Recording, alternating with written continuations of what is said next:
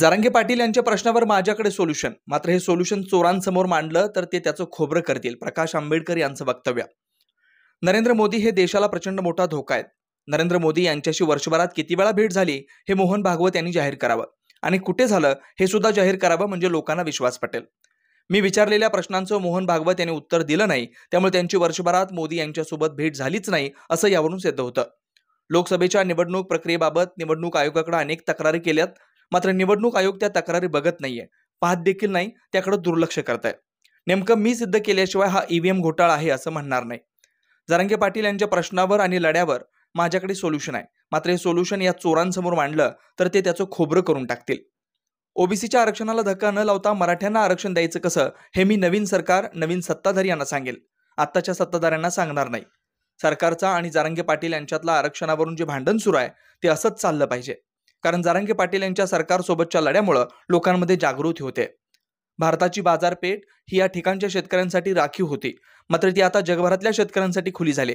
त्यामुळे व्यापारी जो भाव ठरवतो तोच मिळतो. या संदर्भात हळूहळू हा विषय उचलायला सुरुवात करा. व्यक्ती म्हणून तुम्ही मला जर विचारलं तर नरेंद्र मोदी हे देशाला एक प्रचंड मोठा धोका आहे. माझा हा सवाल मोहन भागवत यांना आहे की मोहन भागवत RSSचे प्रमुख आहेत. ठीक आहे, आम्ही मानतो न मानतो त्या संघटनेला हा वेगळा भाग आहे त्याच्यामध्ये. पण भागवत आणि नरेंद्र मोदी या दोघांमध्ये वर्षभरामध्ये एकमेकांची किती वेळा भेट झाली हे मोहन भागवत यांनी जाहीर करावं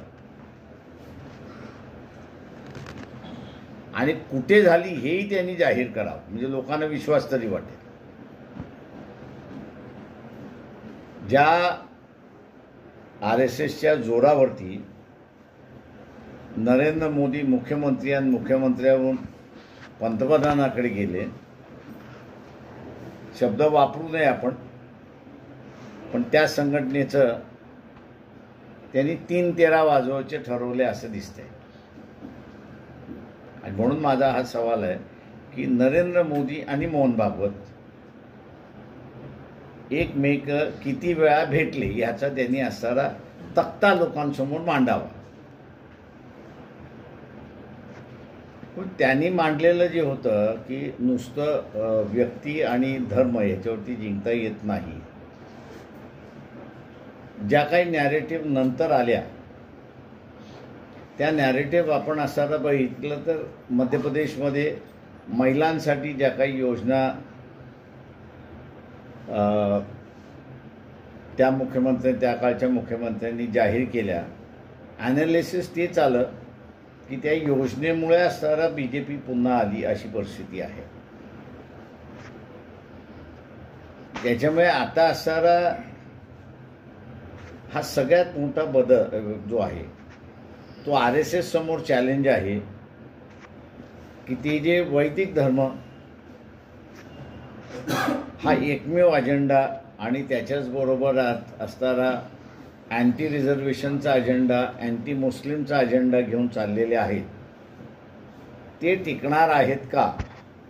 आणि या अजेंड्यामुळेच मोदी त्यांना चॅलेंज करतोय का, हा महत्त्वाचा भाग असं त्या ठिकाणी मानतोय. मी आज असताना म्हणतोय की मोहन भागवताने मी विचारलेल्या प्रश्नाचं उत्तर दिलं नाही, तर वर्षभरामध्ये दोघांची भेट झाली नाही हेच सिद्ध होतं.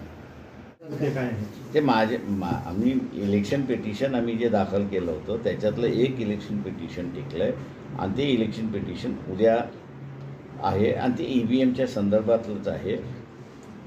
मतदान काही मशीनमधनं जास्ती आलं आणि काही मशीनमधनं कमी आलं. 17C जो फॉर्म असतो त्या 17Cच्या फॉर्ममध्ये ज्या क्लोजिंग होतं त्यावेळेस किती मतदान झालं ह्याचे आकडे असतात आणि काउंटिंग ज्या दिवशी दिसलं त्या दिवशी त्या काही मशीनमध्ये 17C पेक्षा कमी आहेत आणि काही मशीनमध्ये 17C फॉर्मपेक्षा जास्ती आहेत, एकाच मतदारसंघात आहेत. अशा इलेक्शन कमिशनकडे मागच्या लोकसभेच्या निवडणुकींच्या दरम्यान 353 लोकसभा मतदारसंघातल्या तक्रारी आलेल्या आहेत की जे इलेक्शन कमिशन पाहत नाही आहे, बघत नाही आहे, हिअरिंग करत नाही आहे, अशी असणारी परिस्थिती आहे. तेव्हा या मशीनमधल्या तक्रारी येणं हे साहजिकच आहे असं मी त्या ठिकाणी मानतोय. नागपूरमध्ये अधिवेशन चाललंय असं काही वाटतच नाही.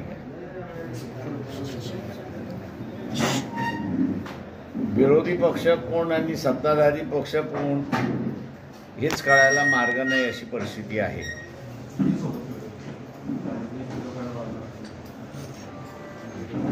जे विरोधकांनी मांडलं पाहिजे ते असणारा विरोधक मांडत नाही आहे तर सत्ताधारी पक्ष मांडते, आणि जे सत्ताधारी पक्षाने मांडलं पाहिजे ते असणारं विरोधी पक्ष मांडतात आहेत अशी असणारी परिस्थिती आहे. हा एकंदरीत मी असं म्हणेन की लोकशाहीमधला तमाशा आहे असं मी त्या ठिकाणी म्हणेन. ज्वलन प्रश्न आहेत, त्याची असणारी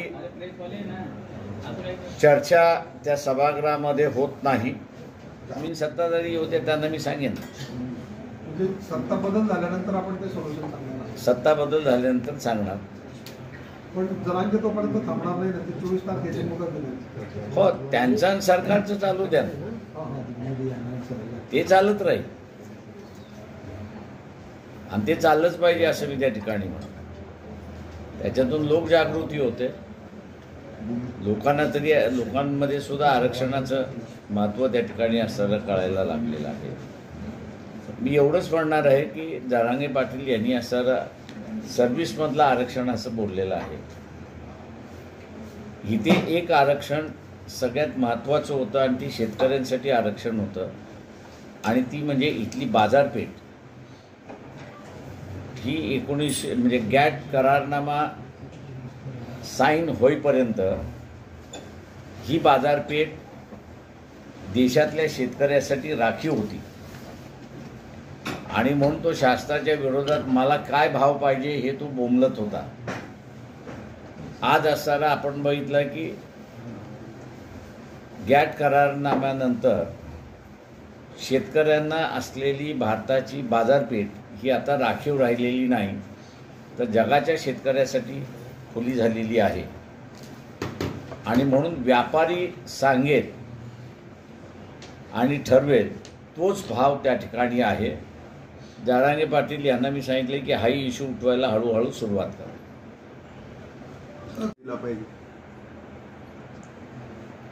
ते गिरीश महाजन यांनी असं एका प्रश्नाचं उत्तर द्यावं की ॲडव्होकेट जनरल महाराष्ट्राचे कुंभकोणी यांनी यशस्वीरित्याने किल्ला लढविला मुंबई हायकोर्टामध्ये. त्यांच्याच सरकारने कुंभकोणी ह्यांना कंटिन्यू का केलं नाही, आणि तुम्ही त्या केसमध्ये लक्ष घालू नका, हजर राहू नका, हे आदेश का दिले हे पहिल्यांदा महाजन यांनी असं सांगितलं, तर मग ते ज्याला म्हणता येईल की दीर्घकालीन किंवा टिकाऊ आरक्षण देऊ याच्यावरती विश्वास ठेवता येईल. मी अगोदरही म्हणालो की सोल्युशन आहे, पण या चोरांच्या समोर मांडलं तर त्याचं खोबरं करून टाकतील, त्याच्यामुळे ते मांडणार नाही.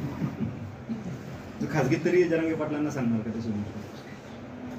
नाही, सत्तेमध्ये नवीन सत्ताधारी येऊ द्या. त्या नवीन सत्ताधाऱ्यांना कशा पद्धतीने असणार हा आरक्षणाचा मुद्दा हँडल करायचा, आणि तो हँडल करत असताना ओबीसींच्या आरक्षणाला कुठेही धक्का न लावता कशा रीतीने हँडल करायचं ते त्यांना सांगेन. या राज्यकर्त्यांना नाही सांगणार. सर सध्या